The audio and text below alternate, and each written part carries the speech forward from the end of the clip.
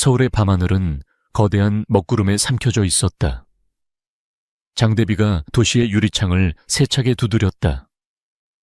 대한민국에서 가장 호화롭다는 배의 BBIP 산부인과 병실안. 민서연은 갓 태어난 자신의 딸을 품에 안고 있었다. 아이의 작고 따뜻한 숨결은 병실의 차가운 공기와는 전혀 다른 세상의 것이었다. 그녀는 아이의 작은 손가락을 부드럽게 쓰다듬으며 희미하게 미소 지었다. 지난 10개월간 그녀를 짓눌렀던 모든 불안과 공포가 이 작은 생명체의 온기 앞에서 눈 녹듯 사라지는 것 같았다. 그녀는 한때 대한민국 재계에서 가장 촉망받는 인수합병 전략가였다. 하지만 천명그룹의 후계자 강태준과 결혼하면서 그녀의 모든 재능은 새장 속에 갇히고 말았다. 그녀의 유일한 임무는 천명그룹의 대를 이을 아들을 낳는 것이었다. 하지만 그녀는 딸을 낳았다. 그녀는 남편 강태준이 들어오기를 기다렸다. 그 역시 실망하겠지만 그래도 자신의 아이이니 애틋함을 보여주리라 믿고 싶었다. 하지만 병실 문이 열리고 들어선 것은 남편 혼자가 아니었다. 강태준은 겁에 질린 얼굴로 문가에 서 있었고 그의 뒤로 시아버지이자 천명그룹의 절대 군주인 강 회장이 비서를 대동한 채 들어섰다. 강 회장의 등장에 병실 안의 공기는 순식간에 얼어붙었다. 그의 날카로운 눈은 서연과 아이를 향해 단 한순간의 온기도 내비치지 않았다. 그는 마치 실패한 투자 상품을 보는 듯한 경멸적인 시선으로 그녀를 훑어보았다. 계집아이라지. 강 회장의 목소리는 비수처럼 차갑고 날카로웠다. 그것은 질문이 아닌 확정된 판결이었다. 서연은 남편을 쳐다보았다. 제발 한마디라도 해줘. 하지만 강태준은 아버지의 서슬, 퍼런 기세에 눌려 고개를 숙인 채 아무 말도 하지 못했다. 그의 침묵은 서연의 마지막 희망을 산산조각 냈다. 강 회장은 그녀의 침대 곁으로 다가왔다. 그는 아이에게는 눈길조차 주지 않았다. 그의 모든 관심은 오직 천명그룹의 후계 구도에만 있었다. 너는 내 유일한 의무를 다하지 못했다. 천명그룹은 쓸모없는 핏줄을 받아들일 여유가 없다. 그의 모든 단어는 서연의 심장에 깊은 상처를 새겼다. 그의 비서가 서류 봉투 하나를 침대 옆 테이블에 소리 없이 올려놓았다. 서연은 그 내용물이 무엇인지 보지 않아도 알 수 있었다. 이혼 서류, 그리고 비밀 유지 각서. 모든 것이 미리 준비되어 있었다. 그들은 그녀가 아들을 낳지 못할 경우를 처음부터 대비하고 있었던 것이다. 서명해라. 그러면 위자료로 내 평생 먹고 살 돈은 주겠다.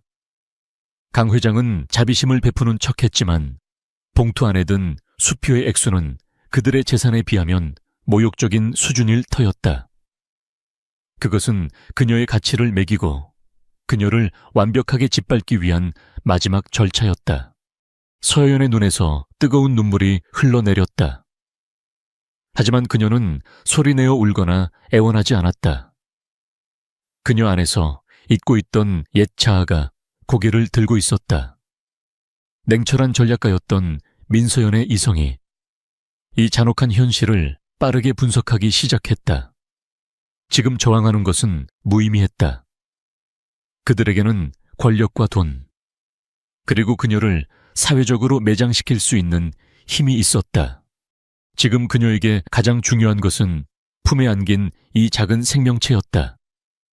아이를 지키기 위해서라면 그녀는 어떤 굴욕이라도 견뎌야 했다. 그녀는 떨리는 손으로 펜을 잡았다. 그리고 자신의 지난 삶과 사랑이라 믿었던 결혼 생활에 종지부를 찍는 서명을 망설임 없이 써 내려갔다. 그녀의 눈빛은 더 이상 슬픔에 젖어 있지 않았다. 그 안에는 차가운 분노와 결의가 불타오르고 있었다. 모든 것이 끝나자 강 회장은 단 한순간의 미련도 없이 돌아섰다. 강태준은 마지막으로 서연을 돌아보았다. 그의 눈빛에는 아주 희미한 죄책감이 스쳐 지나갔지만 그것은 아버지에 대한 두려움 앞에서 곧바로 사라졌다. 그는 결국 아무 말 없이 아버지를 따라 병실을 나갔다. 문이 닫히는 소리는 사형 선고처럼 무겁게 울렸다. 얼마 지나지 않아 병원 측은 그녀에게 당장 퇴원할 것을 요구했다. 1000명 그룹에 압력이 들어온 것이 분명했다. 서연은 갓 태어난 아이를 담요에 소중하게 감쌌다. 그녀는 병원에서 내준 휠체어도 거부한 채 자신의 두 발로 직접 걸어 나왔다. 그것이 그녀의 마지막 남은 자존심이었다. 병원의 화려한 로비를 지나 정문 밖으로 나서는 순간 차가운 밤 공기와 함께 세찬 비바람이 그녀의 온몸을 때렸다. 그녀를 기다리는 차는 아무데도 없었다. 그녀는 텅 빈 거리 위 쏟아지는 비를 온몸으로 맞으며 홀로 섰다. 품 안의 아이가 추울까봐 그녀는 아이를 더욱 깊이 끌어안았다. 도시의 화려한 불빛들이 빗물과 눈물에 뒤섞여 흐릿하게 번져나갔다. 그녀는 모든 것을 잃었다. 하지만 동시에 그녀는 세상에서 가장 소중한 것을 얻었다. 그녀는 품 안의 아이를 내려다보며 나지막이 속삭였다. 괜찮아, 아가야. 이제부터는 엄마가 너의 모든 것이 되어줄게. 그녀의 목소리는 빗소리에 섞여 허공으로 흩어졌지만 그 안에 담긴 맹세는 강철처럼 단단했다. 그 비 내리던 밤으로부터 6년의 시간이 흘렀다. 민서연의 삶은 송두리째 바뀌었다. 그녀는 더 이상 화려한 새장 속에 갇힌 새가 아니었다. 그녀는 서울의 낡은 연립주택에서 세상의 모든 비바람을 맨몸으로 맞서 싸우는 거친 들풀처럼 살아가고 있었다. 그녀는 자신의 딸, 강혜은을 지키기 위해 못할 일이 없었다. 그녀는 낮에는 번역가로, 밤에는 데이터 분석가로 일하며 쉴 틈 없이 돈을 벌었다. 그녀의 유일한 휴식은 잠든 딸의 얼굴을 보는 것이었다. 혜은이는 그녀의 삶의 이유이자 전부였다. 다행히 혜은이는 아픈 곳 하나 없이 건강하고 밝게 자라주었다. 아니, 밝다기보다는 조용하고 깊은 아이였다. 혜은이는 3살 때부터 글을 읽기 시작했고 5살 때는 웬만한 어른들보다 더 어려운 책을 읽었다. 아이는 또래 친구들처럼 인형놀이나 소꿉장난에는 전혀 관심이 없었다. 대신 숫자로 가득 찬 책이나 복잡한 패턴이 그려진 무늬를 몇 시간이고 들여다보는 것을 좋아했다. 서연은 딸의 비범함을 일찌감치 눈치챘다. 하지만 그녀는 기쁨보다 두려움을 먼저 느꼈다. 평범하지 않다는 것은 특히 힘없는 약자에게는 위험한 낙인이 될 수 있다는 것을 그녀는 너무나도 잘 알고 있었다. 그래서 그녀는 혜은이에게 자신의 재능을 숨기도록 가르쳤다. 하지만 재능이란 것은 숨기려 할수록 더욱 선명하게 빛을 발하는 법이다. 결정적인 사건은 혜은이가 6살 되던 해의 어느 날 저녁에 일어났다. 서연은 고된 하루 일과를 마치고 저녁 뉴스를 배경음악 삼아 노트북으로 추가 번역 작업을 하고 있었다. 뉴스에서는 그날의 주식 시황을 정리해주고 있었다. 수많은 숫자와 그래프가 어지럽게 화면을 채웠다. 그림을 그리고 있던 하은이가 무심코 TV 화면을 보더니 입을 열었다. 엄마, 어제 제이테크 주식은 10만 2,500원에 끝났는데 오늘은 9만 8,000원이네. 많이 떨어졌어. 서연은 무심코 듣다가 깜짝 놀라 딸을 쳐다보았다. 6살 아이가 대한민국 굴지의 기업 주가를 정확히 기억하고 비교 분석까지 하고 있었다. 혜은아, 그걸 어떻게 하니? 그녀의 물음에 혜은이는 아무렇지 않다는 듯 대답했다. 어제 뉴스에서 봤어. 그냥 기억나. 서연의 심장이 쿵 내려앉았다. 그녀는 혹시나 하는 마음에 다른 기업의 이름을 대며 물었다. 그럼 태양그룹은 하연이는 잠시도 망설이지 않고 어제와 오늘의 주가를 정확하게 읊었다. 아이는 단순한 암기력을 넘어 숫자들의 흐름과 패턴을 본능적으로 읽고 있었다. 서여연은 황급히 텔레비전을 껐다.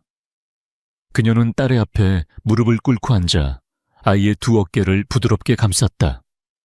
하연아, 우리 딸 정말 똑똑하구나. 하지만 이건 엄마랑 혜연이 둘만의 비밀이야.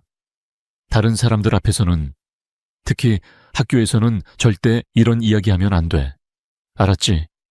혜연이는 엄마의 심각한 표정을 보고 고개를 끄덕였다. 아이는 왜 그래야 하는지 이해하지 못했지만 엄마를 불안하게 만들고 싶지는 않았다. 서연은 딸을 끌어안으며 이 작은 아이가 짊어진 재능의 무게가 앞으로 얼마나 무거울지 짐작하며 가슴 아파했다. 며칠 뒤 서연은 혜연이를 재우고 거실에서 홀로 뉴스를 보고 있었다. 화면에는 그녀가 세상에서 가장 증오하는 얼굴. 그녀의 전남편 강태준이 나오고 있었다. 그는 1000명그룹의 분기 실적을 발표하며 자신감 넘치는 표정으로 미래에 대한 비전을 제시하고 있었다. 화면 한쪽에는 1000명그룹의 복잡한 재무제표가 그래프와 함께 떠 있었다. 잠결에 물을 마시러 나왔던 하연이가 그 화면을 스치듯 보더니 졸린 목소리로 한마디를 툭 던졌다. 그 한마디는 서연의 인생을 다시 한번 거대한 소용돌이 속으로 몰아넣는 계기가 되었다. 엄마, 저 숫자 거짓말하고 있어. 서연은 자신의 귀를 의심했다. 그녀는 딸에게 되물었다. 뭐라고, 혜훈아? 혜훈이는 손가락으로 화면의 특정 부분을 가리켰다. 현금 흐름표의 아주 작은 부분이었다. 저기, 저 숫자, 앞에 있는 숫자랑 뒤에 있는 숫자랑 그림이 안 맞아. 저 숫자는 저기 있으면 안 돼. 거짓말이야. 아이는 회계학적 용어를 사용한 것이 아니었다.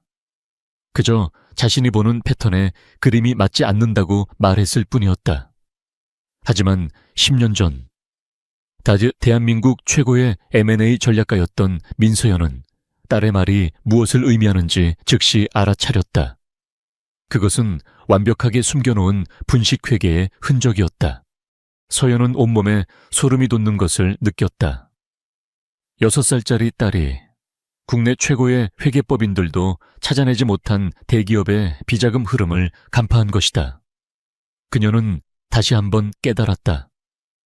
자신의 딸이 가진 것은 단순한 영재성이 아니었다. 그것은 세상의 모든 거짓과 위선을 꿰뚫어 보는 신의 눈에 가까운 능력이었다. 서연은 잠든 딸의 얼굴을 보며 깊은 고뇌에 빠졌다. 이 능력을 이대로 숨기고 평생을 불안하게 살아가야 할까? 아니면 이 능력을 무기로 삼아 자신과 딸의 인생을 짓밟았던 자들에게 복수해야 할까? 그녀의 눈빛이 어둠 속에서 서서히 변하고 있었다. 6년간 억눌러왔던 분노와 복수심이 딸의 비범한 재능을 만나 거대한 불꽃으로 타오르기 시작하고 있었다. 운명의 톱니바퀴는 언제나 가장 절박한 순간에 움직이기 시작한다. 서연에게 그 순간은 한 통의 전화와 함께 찾아왔다. 고향에 홀로 계신 어머니가 위독하다는 소식이었다. 심장 수술을 받지 않으면 생명이 위험하며 그 수술비는 그녀가 평생을 모아도 감당할 수 없는 거액이었다. 서연의 세상이 무너져 내렸다. 그녀는 밤새 잠 못 이루고 작은 방 안을 서성였다. 그녀가 가진 모든 것을 긁어 모아도 수술비에는 턱없이 부족했다. 그녀는 6년 전 그 비 내리던 밤 이후로 단 한 번도 누구에게 도움을 청해 본 적이 없었다. 하지만 이제 그녀는 자존심을 버리고 과거의 지인들에게 전화를 걸어볼까 하는 생각까지 했다.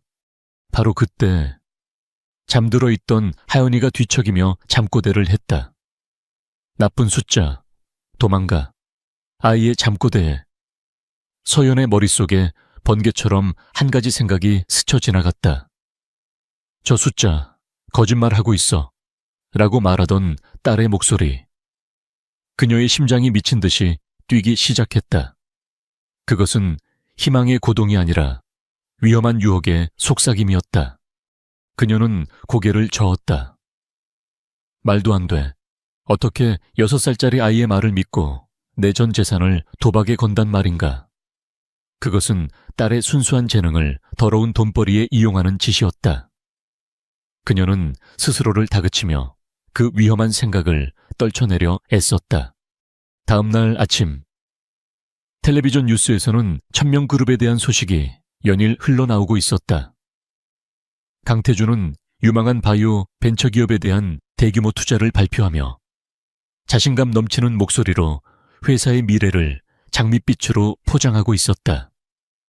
그의 오만한 얼굴을 보는 순간 서연의 마음속에서 무언가가 무너져 내렸다. 그때 소파에 앉아 인형의 집을 가지고 놀던 하은이가 화면을 힐끗 보더니 고개를 갸웃거렸다. 엄마, 저 아저씨 또 거짓말하네. 저 약 그림. 슬픈 얼굴이야. 약이 아픈가 봐. 아이의 순수한 한마디는 서연의 마지막 남은 이성의 끈을 끊어버렸다. 그녀는 결심했다. 그녀는 더 이상 잃을 것이 없었다. 그녀는 자신의 어머니를 그리고 딸과의 미래를 지켜야만 했다. 그녀는 낡은 서랍 깊숙한 곳에 숨겨두었던 6년 전 강 회장이 모욕처럼 던져주었던 마지막 위자료 봉투를 꺼내들었다. 그녀는 이 돈으로 마지막 승부를 보기로 결심했다. 그녀의 움직임은 과거 최고의 전략가였던 시절처럼 신속하고 은밀했다. 그녀는 신분을 숨기기 위해 공중전화로 대포폰을 개설했고 동네 도서관의 공용 컴퓨터를 이용해 차명으로 증권 계좌를 만들었다. 모든 준비 과정은 그녀의 머릿속에서 한치의 오차도 없이 진행되었다. 그녀는 화면에 떠있는 천명그룹의 주식 차트를 노려보았다. 모든 경제 전문가들은 천명그룹의 주가가 이번 대규모 투자 발표로 인해 급등할 것이라고 예측하고 있었다. 하지만 서연은 그 모든 분석을 비웃었다. 그녀는 오직 자신의 딸, 6살짜리 강하은의 분석만을 믿기로 했다. 그녀는 떨리는 손으로 마우스를 움직였다. 그리고 그녀가 가진 모든 돈을 동원해 천명그룹의 주가가 폭락할 것이라는 쪽에 베팅하는 공매도 주문을 넣었다. 주문 완료라는 메시지가 화면에 뜨는 순간 그녀는 온몸의 힘이 빠져나가는 것을 느꼈다. 이제 주사위는 던져졌다. 그날 밤 그녀는 한숨도 잠들지 못했다. 수천 번도 더 후회하고 또 수천 번도 더 기도했다. 만약 혜은이의 예측이 틀린다면 그녀는 어머니의 수술비는커녕 당장 내일 살아갈 길조차 막막해질 터였다. 그녀는 자신의 욕심 때문에 딸의 재능을 저주하게 될까봐 두려웠다. 다음 날 아침, 주식시장이 개장하는 9시가 되기만을 초조하게 기다렸다. 시장이 열리자 모두의 예상대로 천명그룹의 주가는 소폭 상승하기 시작했다. 서연의 심장이 바닥으로 떨어졌다. 하지만 그것은 폭풍전야의 고요함일 뿐이었다. 오전 10시 정각 모든 방송사에서 긴급 속보가 터져 나왔다. 천명그룹이 투자한 바이오 벤처기업이 임상시험 데이터를 조작한 혐의로 검찰의 압수수색을 받고 있다는 뉴스였다. 강태준이 자랑하던 혁신적인 신약은 모두 사기였던 것이다. 그 뉴스가 터져 나온 순간 천명그룹의 주가는 날개 없는 비행기처럼 수직으로 추락하기 시작했다. 시장은 순식간에 아비규환의 지옥으로 변했다. 서연은 떨리는 손으로 도서관 컴퓨터에 다시 접속했다. 그리고 자신의 증권 계좌 잔고를 확인하는 순간 그녀는 자신의 눈을 의심했다. 그녀가 걸었던 작은 돈은 단 1시간 만에 수십 배로 불어나 있었다. 어머니의 수술비를 감당하고도 남을 그녀의 인생을 통째로 바꿀 수 있는 거대한 금액이었다. 그녀는 안도의 한숨과 함께 터져 나오려는 눈물을 간신히 참았다. 하지만 기쁨은 잠시였다.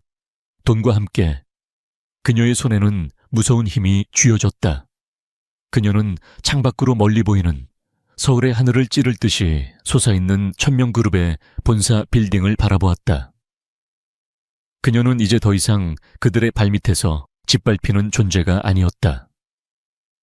그녀는 거대한 골리앗의 심장을 찌를 수 있는 날카로운 돌멩이를 손에 쥔 다윗이었다. 복수의 서막이 그렇게 조용히 오르고 있었다. 어머니의 수술은 성공적으로 끝났다. 서연은 하얗게 쇠약해진 어머니의 손을 잡고 처음으로 안도의 눈물을 흘렸다. 그녀는 이제 더 이상 물러설 곳이 없었다. 그녀는 자신과 어머니, 그리고 딸 하연이의 미래를 지키기 위해, 그리고 자신의 인생을 짓밟은 자들에게 한 대가를 치르게 하기 위해 싸워야만 했다. 하지만 그녀는 혼자 싸울 수 없다는 것을 알았다. 거대한 천명그룹을 상대로 싸우기 위해서는 믿을 수 있는 동료가 필요했다. 그녀의 머릿속에 한 사람의 얼굴이 떠올랐다. 이진우.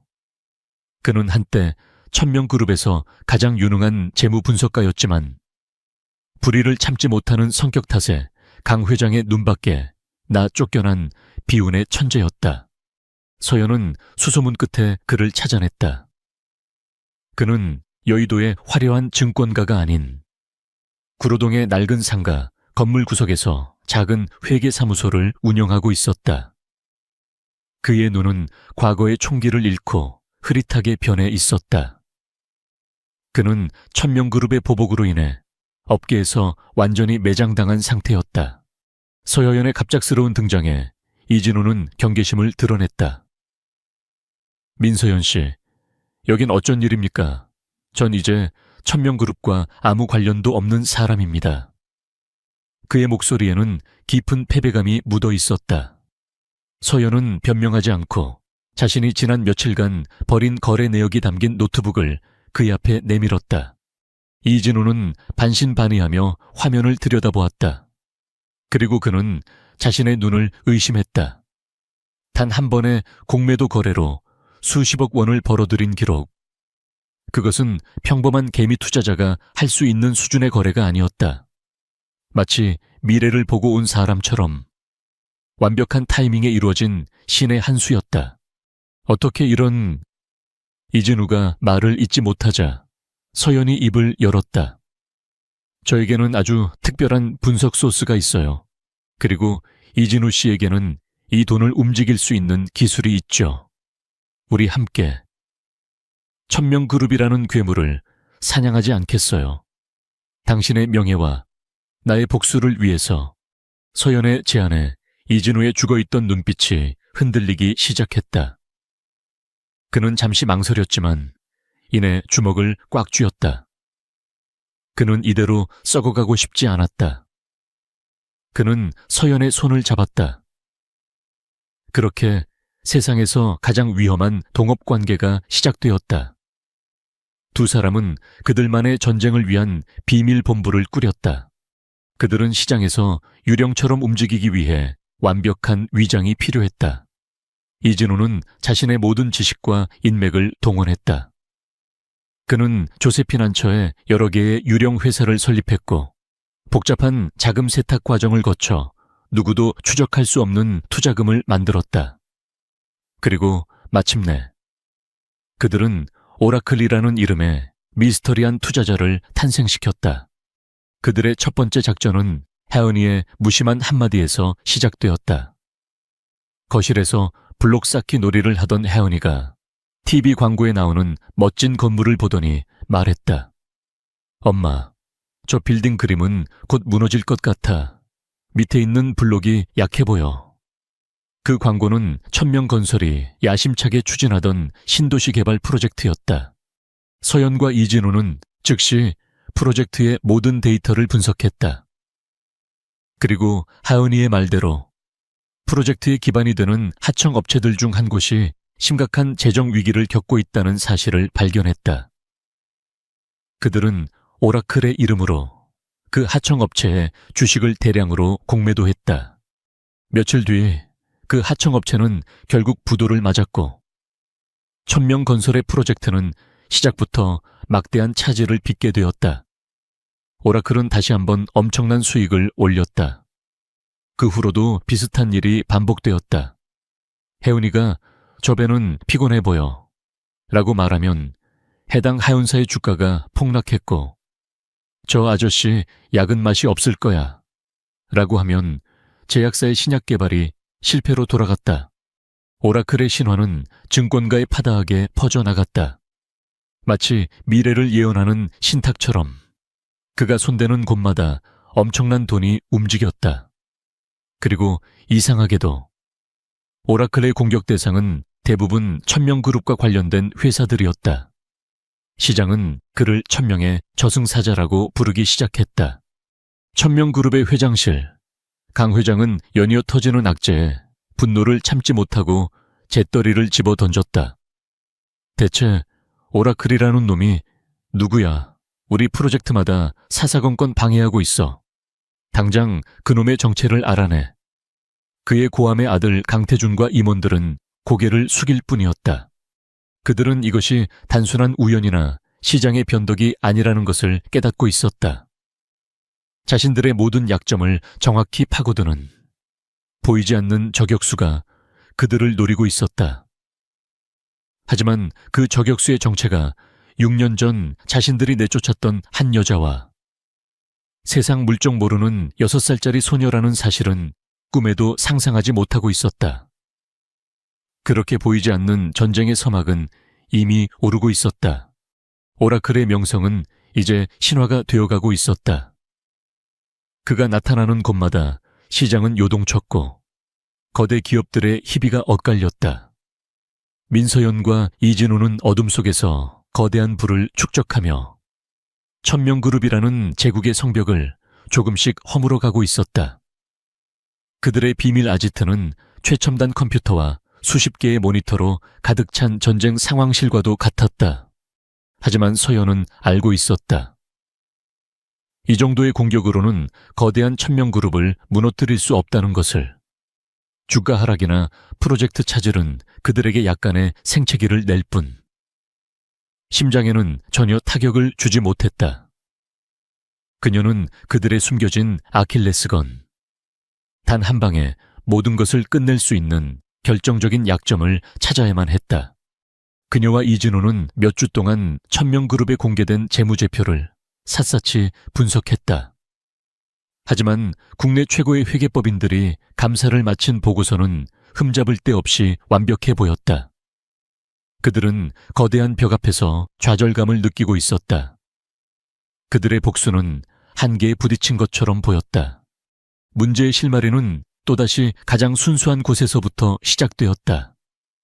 그날도 서연은 아지트에서 복잡한 숫자들이 가득한 모니터를 보며 머리를 싸매고 있었다. 엄마 곁에서 그림을 그리던 혜은이가 화면을 힐끗 보더니 무심하게 말했다. 엄마, 저기 저 숫자 외톨이야. 서연은 딸의 말에 고개를 들었다. 외톨이라니, 혜은아. 혜은이는 손가락으로 대차대조표의 아주 작은 부분을 가리켰다. 수백 개의 숫자들 중 하나일 뿐이었다. 다른 숫자들은 다 친구들이랑 짝이 맞는데 저 숫자만 혼자 숨어 있어. 그림이 이상해. 이진우는 아이의 말을 대수롭지 않게 여겼다. 하지만 서연은 달랐다. 그녀는 딸의 비범한 직관을 믿었다. 그녀는 이진우에게 혜은이가 가리킨 숫자를 집중적으로 분석해달라고 부탁했다. 그것은 지출 항목에 기록된 아주 사소해 보이는 비용 처리 건이었다. 이진우는 반신반의하며 그 숫자의 출처를 역추적하기 시작했다. 그것은 지옥과도 같은 작업이었다. 숫자는 수십 개의 위장회사를 거치며 꼬리를 감추고 있었다. 하지만 몇 날 며칠의 밤샘 추적 끝에 그는 마침내 그 돈의 흐름이 시작된 곳을 찾아냈다. 그리고 그 정체를 확인하는 순간 그는 온몸에 소름이 돋았다. 그것은 천명그룹이 페이퍼 컴퍼니를 통해 조성한 거대한 비자금의 일부였다. 혜은이가 발견한 외톨이 숫자는 완벽해 보이는 회계 장부 속에서 유일하게 짝이 맞지 않았던 비자금의 작은 꼴이었던 것이다. 6살 아이의 눈이 대한민국 최고의 회계사들도 속여 넘긴 거대한 범죄의 흔적을 발견한 순간이었다. 한편 강 회장의 분노는 극에 달해 있었다.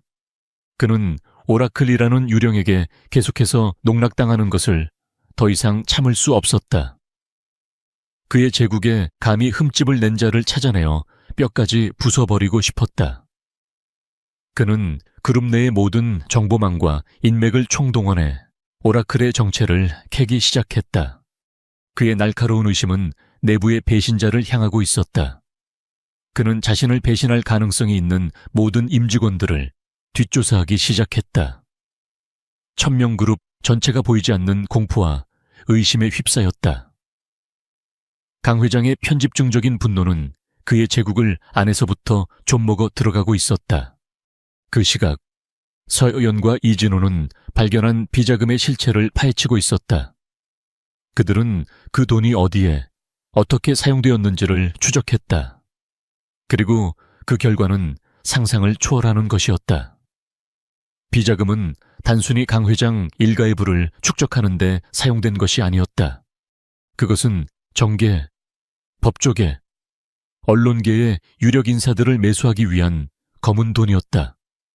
돈이 지불된 날짜와 천명그룹이 따낸 대규모 국책 사업의 시기, 그리고 그들에게 불리했던 소송들이 이상하게 기각된 날짜들이 정확하게 일치했다.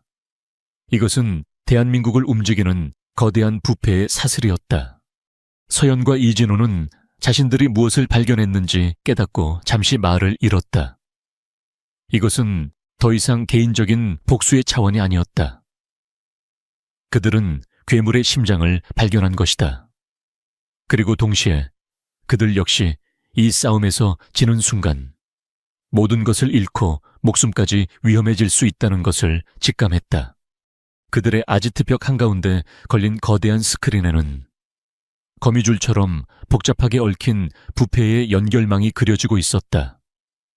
그 거미줄의 중심에는 바로 천명그룹의 강 회장이 있었다. 이진우가 창백한 얼굴로 서연에게 말했다. 서연 씨, 이제 우린 돌아갈 수 없는 강을 건넜습니다. 이건 돈싸움이 아니라 전쟁입니다. 서여연은 스크린 위에서 탐욕스럽게 웃고 있는 강 회장의 사진을 노려보았다. 그녀의 눈빛은 그 어느 때보다 차갑고 단단했다. 그녀는 그가 자신에게서 모든 것을 빼앗아갔듯이 자신 또한 그의 모든 것을 빼앗아올 것이라고 굳게 맹세했다. 숨어서 싸우는 시간은 거의 끝나가고 있었다. 강 회장의 인내심은 바닥을 드러내고 있었다. 그는 오라클이라는 보이지 않는 유령에게 자신의 제국이 계속해서 농락당하는 것을 더 이상 좌시할 수 없었다. 그는 단순한 시장의 플레이어가 아니라 국가 권력마저 자신의 발밑에 두고 주무를 수 있는 그림자 속의 실세였다. 그는 마침내 자신이 가진 가장 더럽고 강력한 카드를 꺼내들기로 결심했다. 그는 자신에게 충성을 맹세한 검찰 내 고위급 인사를 비밀리에 만났다. 그는 그에게 한 남자의 사진과 파일이 담긴 서류 봉투를 건넸다. 그 남자는 바로 이진우였다. 이 자가 내부의 배신자일 가능성이 가장 높다. 실력도 있고 내게 원한도 있지. 이 자를 오라클로 만들게. 이번 주 안에 내 눈앞에서 사라지게 해. 강 회장의 목소리에는 한치의 망설임도 없었다. 그는 진범을 잡는 것에는 관심이 없었다. 그에게는 대중에게 보여줄 희생양이 필요했고 감히 자신에게 대항하는 자들에게 보내는 강력한 경고가 필요했을 뿐이었다. 거대한 음모의 덫이 아무것도 모르는 이진우를 향해 촘촘하게 조여지기 시작했다. 그 시각 서연과 이진우는 비밀 아지트에서 작은 축배를 들고 있었다. 그들은 마침내 강 회장의 비자금 흐름의 상당 부분을 파악하고 그 연결고리를 담은 지도를 완성하는 데 성공했던 것이다. 그들은 이제 괴물의 심장을 공격할 수 있는 치명적인 무기를 손에 넣었다고 생각했다. 조금만 더 가면 돼. 서연 씨, 우리가 이길 수 있어. 이진우는 오랜만에 희망에 찬 목소리로 말했다. 하지만 그들의 작은 희망은 바로 다음 순간 거대한 절망의 파도에 휩쓸려 버렸다. 아지트의 모든 모니터에 긴급 속보가 동시에 떠올랐다. 천명그룹 기술 유출 사건, 핵심 피의자 이 모씨 검거. 화면 속에는 이진우의 낡은 회계 사무실이 아수라장이 된 채 비치고 있었다. 검찰 특수수사팀 소속 수사관들이 들이닥쳐 모든 서류와 컴퓨터를 압수하고 있었고, 이진우는 두 팔을 붙들린 채 억울함을 호소하며 끌려 나오고 있었다. 그의 얼굴에는 당혹감과 배신감이 가득했다. 뉴스는 그가 천명그룹의 미공개 정보를 이용해 부당 이득을 챙기고 핵심 기술을 해외에 팔아넘기려 한 혐의를 받고 있다고 보도했다. 모든 증거는 강 회장의 팀이 완벽하게 조작한 것이었다. 언론은 강 회장의 통제 아래 이진우를 은혜를 원수로 갚은 배신자로 몰아가기 시작했다. 서연은 차갑게 식어가는 몸을 주체하지 못하고 자리에 주저앉았다. 모든 것이 함정이었다. 강 회장은 그들의 공격을 이미 눈치채고 있었고 그들의 숨통을 끊기 위해 역습을 가해온 것이었다. 그녀는 이진우를 이 위험한 싸움에 끌어들인 자신을 자책하며 괴로워했다. 그날 저녁 이 사건을 지휘하는 담당 검사가 방송에 나와 기자회견을 열었다. 그는 이진우의 혐의를 입증할 결정적 증거를 확보했다며 자신감 넘치는 표정으로 이번 사건을 엄중히 처리하겠다고 발표했다. 서연은 그 검사의 얼굴을 똑똑히 기억하고 있었다. 그는 과거 강 회장의 비자금 수사 때 알 수 없는 이유로 수사를 중단시켰던 인물이었다. 그때 엄마 옆에 조용히 앉아있던 혜은이가 TV 화면 속 검사를 가리키며 말했다. 엄마, 저 아저씨 웃음은 가짜야. 저 아저씨 나쁜 할아버지랑 친구야. 아이의 순수한 한마디는 서연에게 모든 것을 깨닫게 해주었다. 이것은 법과 정의의 싸움이 아니었다. 모든 것이 조작된 기울어진 운동장에서의 학살이었다. 바로 그 순간 서연의 암호화된 개인 회선으로 메시지 한 통이 도착했다. 발신자는 알 수 없었다. 메시지에는 글자 하나 없이 사진 파일 한 장만이 첨부되어 있었다. 그녀는 떨리는 손으로 파일을 열었다. 그리고 그 안의 내용을 확인하는 순간 그녀는 숨을 멈췄다. 사진 속에는 동네 놀이터에서 즐겁게 그네를 타고 있는 혜은이의 모습이 담겨 있었다. 그것은 그날 오후에 찍힌 망원 렌즈로 몰래 촬영한 사진이었다. 사진 밑에는 시간까지 정확하게 찍혀 있었다. 이것은 단순한 사진이 아니었다. 우리는 너를 알고 있다. 내 딸이 어디에 있는지도 알고 있다. 라는 소리 없는 협박이었다.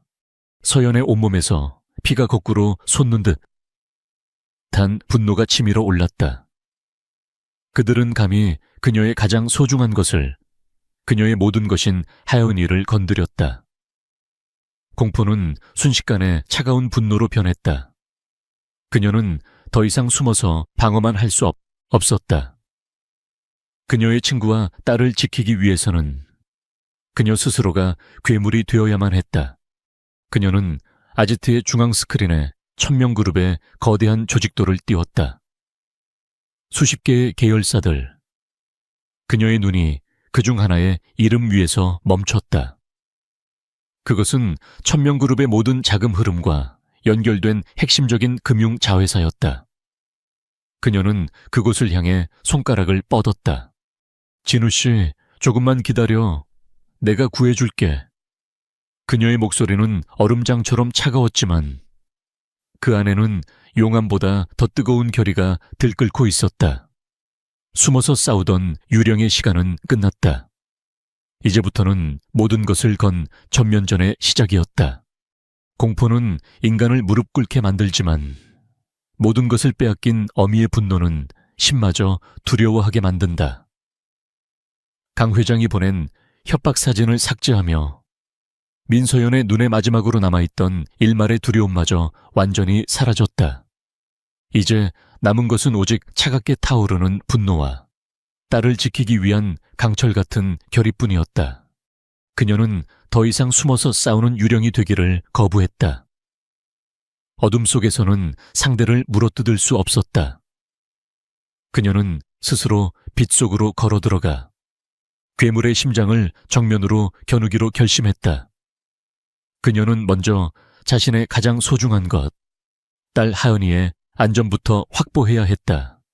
그녀는 지난 몇 년간 비상사태를 대비해 비밀리에 고용해둔 최고의 민간 경호팀을 움직였다. 그녀의 지시에 따라 경호팀은 한밤중에 그녀의 어머니와 하은이를 아무도 알지 못하는 안전가옥으로 피신시켰다. 그곳은 외부와 완벽하게 차단된 그녀만이 아는 최후의 성격이었다. 떠나기 전 하은이는 엄마의 목을 꼭 끌어안았다. 아이는 무슨 일이 벌어지고 있는지 다 알지는 못했지만 엄마의 눈에 서린 비장함을 본능적으로 느끼고 있었다. 엄마, 꼭 이겨야 해.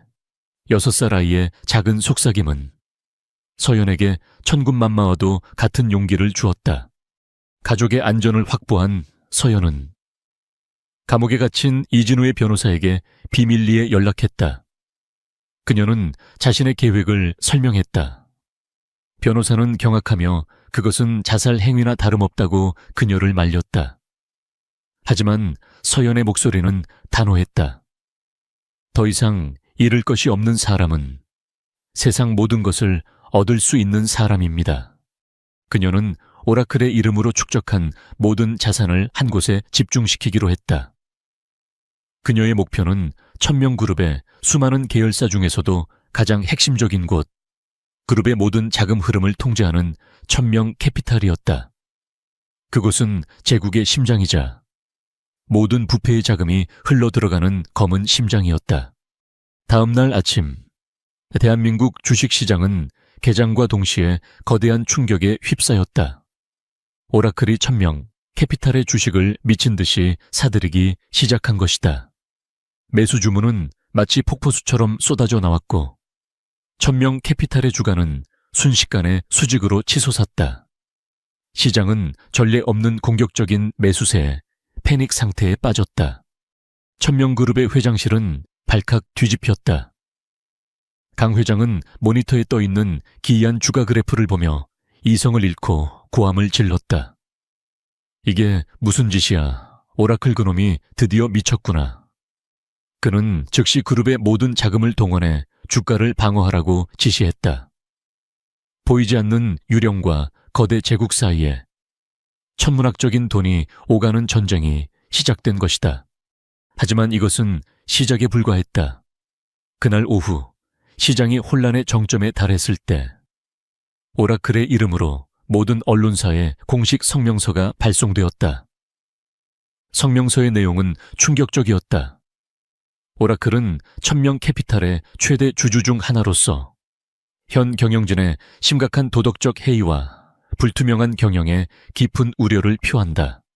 이에 우리는 다가오는 주주총회에서 기업의 투명성을 확보하고 주주 가치를 회복하기 위해 우리 측 이사 후보를 추천하는 등 모든 수단을 동원하여 경영권에 적극적으로 개입할 것임을 선언한다. 그것은 대한민국 재계 역사상 유례가 없었던 익명의 투자자가 거대 재벌 그룹에 날린 사실상의 선전포고였다. 이 성명서는 시장에 기름을 부은 격이었다. 모든 언론과 투자자들의 관심이 1000명 그룹의 추악한 이면에 집중되기 시작했다. 강 회장은 자신의 안방에 폭탄이 떨어진 듯한 충격에 휩싸였다. 그는 오라클이 단순한 투기꾼이 아니라 자신의 제국 전체를 삼키려는 야심을 가진 무서운 적수임을 깨달았다. 그는 즉시 모든 정보망을 가동해 오라클의 배후를 찾으려 했지만 그들의 자금 흐름은 완벽하게 세탁되어 흔적조차 찾을 수 없었다. 어둠 속의 유령은 이제 빛의 세계로 걸어나와 거대한 제국의 정면으로 맞서 싸움을 걸어오고 있었다. 서연은 자신의 비밀 아지트에서 이 모든 상황을 지켜보고 있었다. 모니터 속에는 혼란에 빠진 천명그룹의 모습과 안전가옥에서 평화롭게 잠든 딸, 혜은이의 모습이 나란히 비치고 있었다. 그녀는 잠든 딸의 모습을 보며 나지막이 속삭였다. 하은아, 엄마가 모든 것을 제자리로 돌려놓을게. 그녀의 절박했던 도박은 성공했다. 하지만 이것은 전쟁의 시작일 뿐이었다. 이제부터는 돈과 정보뿐만 아니라 사람의 마음을 얻어야 하는 더 힘든 싸움이 기다리고 있었다. 그녀는 다가올 주주총회에서 강 회장의 철권 통치에 맞서 싸워야만 했다. 오라클의 선전포고는 거대한 폭풍이 되어 대한민국 재계를 휩쓸었다. 이제 싸움은 단순히 주식을 사고 파는 자본의 전쟁이 아니었다. 그것은 천명그룹의 심장부, 즉 주주들의 마음을 얻기 위한 치열한 명분과 여론의 전쟁, 위임장 대결의 서막이었다. 서연과 이진우의 비밀 아지트는 그야말로 거대한 선거 캠프 본부처럼 변해 있었다. 중앙 스크린에는 천명캐피탈의 주요 주주 명단과 그들의 성향, 그리고 예상 의결권 비율이 빼곡하게 표시되어 있었다. 그들의 목표는 강 회장의 철권 통치를 견제할 수 있는 최소한의 의결권을 확보하는 것이었다. 오라클의 첫 번째 공격은 여론을 향한 것이었다. 그들은 익명으로, 그러나 철저한 증거 자료를 첨부하여 천명그룹 일가의 방만 경영과 수년간 주주들의 이익을 어떻게 훼손해 왔는지를 조목조목 고발하는 보고서를 작성했다. 이 보고서는 국내외 주요 경제 매체와 소액주주 커뮤니티에 동시다발적으로 배포되었다. 보고서는 시장에 엄청난 파장을 일으켰다. 그동안 쉬쉬하며 감춰져 왔던 천명그룹의 치부가 드러나자 소액주주들은 분노하기 시작했고 중립을 지키던 기관 투자자들 역시 동요하기 시작했다. 강 회장의 절대 권력에 처음으로 균열이 가기 시작한 것이다. 강 회장은 경노했다. 그는 즉시 자신이 수십 년간 쌓아온 인맥과 권력을 총동원하여 반격에 나섰다. 그는 언론사 사주들에게 압력을 넣어 오라클을 국부를 유출하려는 해외 투기 자본으로 몰아가는 여론을 형성했다. 동시에 자신에게 우호적인 주주들에게는 거대한 이권을 약속하고 반대파에게는 세무조사나 검찰 수사를 암시하는 비열한 협박을 가했다. 싸움은 한치 앞을 내다볼 수 없는 안개 속으로 빠져들었다. 서연은 강 회장의 다음 수를 예측하기 위해 고심하고 있었다. 바로 그때 아지트 한쪽에서 놀고 있던 혜은이가 모니터에 떠있는 수많은 기업 로고들을 보더니 그중 중소건설사의 로고 하나를 손가락으로 가리켰다. 엄마, 저 회사는 나쁜 할아버지랑 비밀 친구야. 저 회사 돈 그림 모양이 할아버지 회사에 몰래 선물을 주는 것 같아. 혜은이의 말에 이진우는 회의적인 표정을 지었다. 그 건설사는 천명그룹과 아무런 관련이 없는 회사였기 때문이다. 하지만 서연은 딸의 직감을 믿었다. 그녀와 이진우는 즉시 그 건설사의 자금 흐름을 추적했다. 그리고 그들은 놀라운 사실을 발견했다. 그 회사는 천명그룹의 비자금을 세탁하고 그 돈을 다시 다른 주주들에게 뇌물로 전달하는 중간 통로 역할을 하고 있었던 것이다. 혜은이는 복잡한 회계 장부 너머에 있는 돈의 흐름이 만들어내는 패턴을 읽어낸 것이었다. 이 정보 덕분에 서연은 강 회장의 뇌물 공세를 미리 차단하고 오히려 그가 매수하려던 주주들을 자신들의 편으로 끌어오는데 성공했다.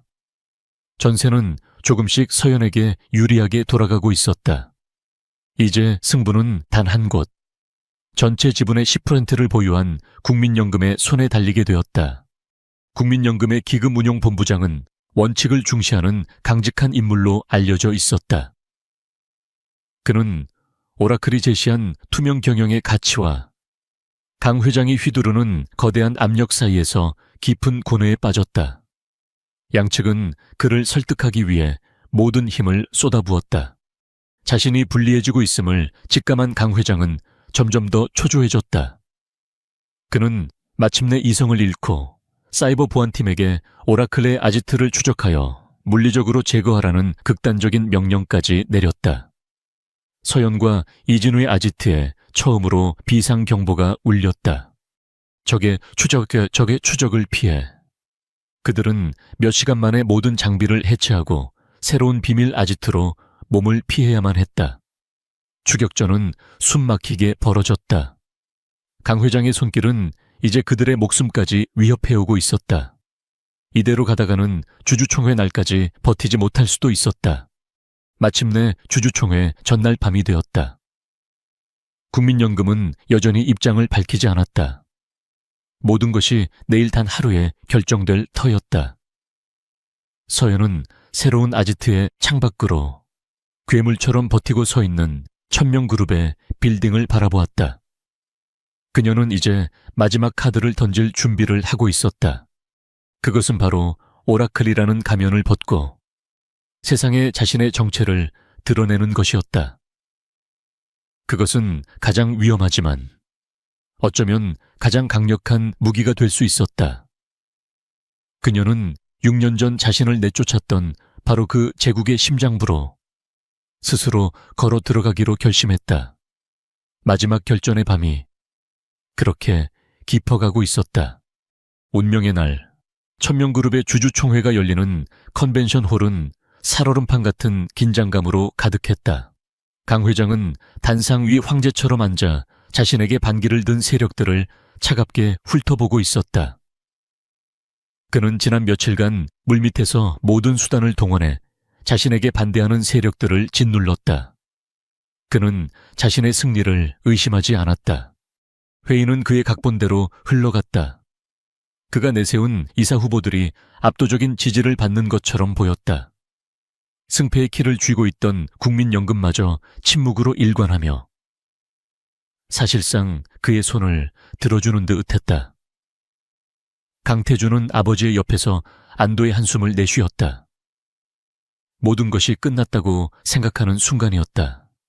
바로 그때 굳게 닫혀있던 총회장의 육중한 문이 양쪽으로 활짝 열렸다. 모든 사람들의 시선이 문 쪽으로 쏠렸다. 그곳에는 한 여인이 서 있었다. 단정하지만 강인함이 느껴지는 검은색 정장 차림. 그녀는 조금의 망설임도 없이 수백 명의 시선을 받으며 총회장 안으로 걸어 들어왔다. 웅성거림이 파도처럼 번져나갔다. 누구지? 어느 쪽 사람이야? 강태준은 그 여인의 얼굴을 확인하는 순간 자리에서 벌떡 일어날 뻔했다. 그의 얼굴은 새하얗게 질려 있었다. 6년 전 자신이 비 내리는 밤에 내쫓았던 바로 그 여자 민서연이었다. 서연은 단상을 향해 똑바로 걸어갔다. 그녀의 당당한 발걸음에 장내는 잠시 물을 끼얹은 듯 조용해졌다. 강 회장은 경멸과 분노가 뒤섞인 눈으로 그녀를 노려보았다. 내년이 감히 여기가 어디라고 기어들어와 당장 끌어내. 하지만 아무도 움직이지 못했다. 서연의 뒤로 국민연금의 기금운용본부장이 조용히 따라 들어와 그녀의 곁에 섰기 때문이었다. 그는 의장에게 정식으로 발언권을 요청했다. 오라클의 대리인이자 천명캐피탈의 새로운 주요 주주로서 민서연 씨에게 발언할 기회를 주어야 합니다. 장내는 다시 한번 충격에 휩싸였다. 저 여자가 바로 시장을 뒤흔들었던 미스터리한 투자자 오라클이라고 서연은 마이크 앞에 섰다. 그리고는 자신의 입으로 직접 가면을 벗었다. 제 이름은 민서연입니다. 그리고 여러분이 아시는 오라클이 바로 접니다.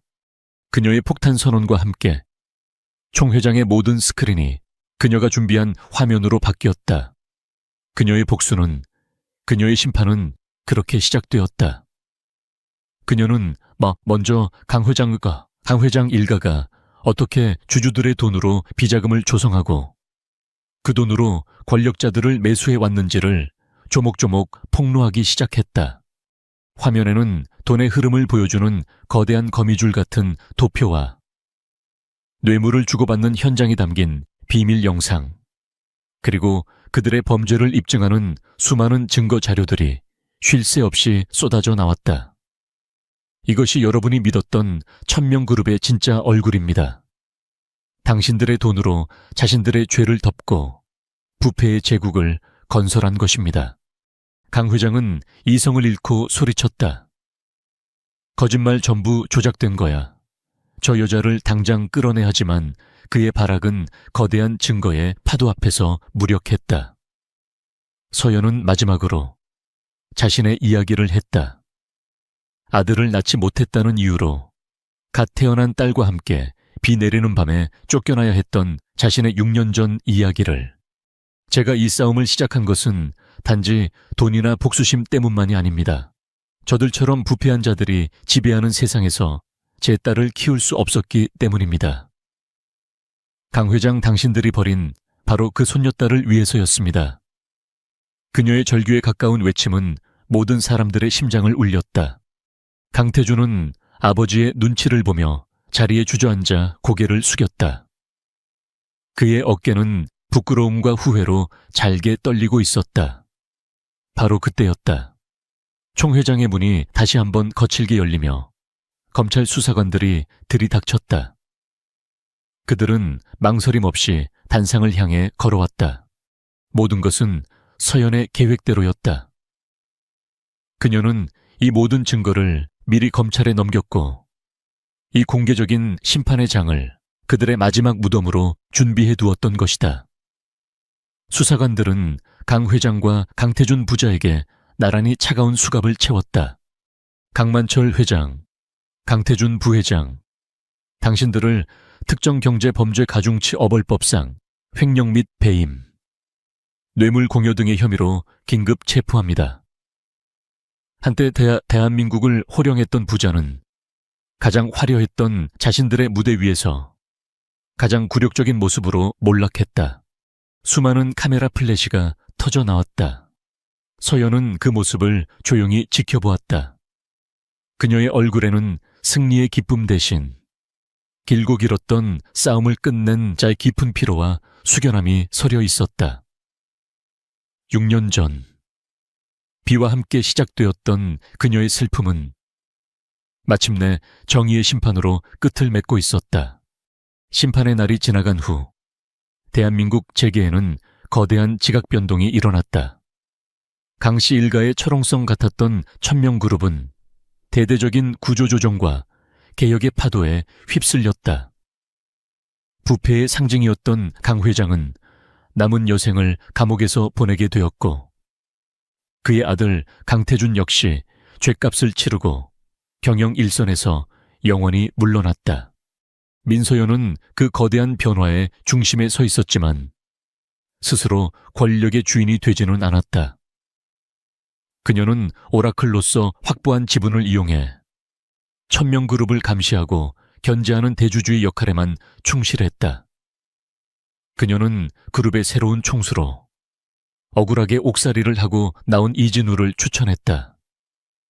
그의 명예는 완전히 회복되었고 그는 회사를 투명하고 정의롭게 이끌 적임자였다. 모든 것을 제자리로 돌려놓은 후 서연은 조용히 무대 뒤로 사라졌다. 그녀는 더 이상 복수를 꿈꾸지 않았다. 그녀는 딸 혜은이와 함께 평범하고 행복한 삶을 살아가는 것, 그것 하나만을 소망했다. 그녀는 서울의 복잡한 도심을 떠나 바다가 보이는 작은 해변 마을에 예쁜 집을 짓고 새로운 삶을 시작했다. 그녀는 오라클로서 벌어들인 막대한 자금으로 하연이와 같은 영재 아이들을 위한 비영리 재단과 대안학교를 설립했다. 그녀는 아이들의 특별한 재능이 더 이상 상처나 무기가 되지 않고 세상을 더 좋은 곳으로 만드는 따뜻한 빛이 되기를 바랐다. 혜은이는 그 학교의 첫 번째 학생이 되었다. 시간이 흘러 혜은이는 더 이상 숫자가 가득한 재무제표를 들여다보지 않았다. 아이는 엄마가 사준 천체 망원경으로 밤하늘의 별을 관측하거나 해변의 작은 생명들을 탐구하는 것을 더 좋아했다. 아이의 천재성은 더 이상 돈의 흐름이 아닌 세상의 아름다움과 우주의 신비를 향해 뻗어 나가고 있었다. 한편 몇 년의 시간이 흐른 뒤 출소한 강태준은 완전히 다른 사람이 되어 있었다. 모든 것을 잃고 나서야 그는 자신이 얼마나 어리석었는지를 깨달았다. 그는 조용한 시골 마을에서 작은 농장을 운영하며 땀의 가치를 배우며 속죄의 나날을 보내고 있었다. 어느 날 그는 신문에서 서연이 세운 재단과 학교에 대한 기사를 보았다. 기사 속에는 환하게 웃고 있는 하연이의 사진이 실려 있었다. 그는 사진 속 딸의 행복한 모습을 한참 동안 바라보았다. 그의 눈에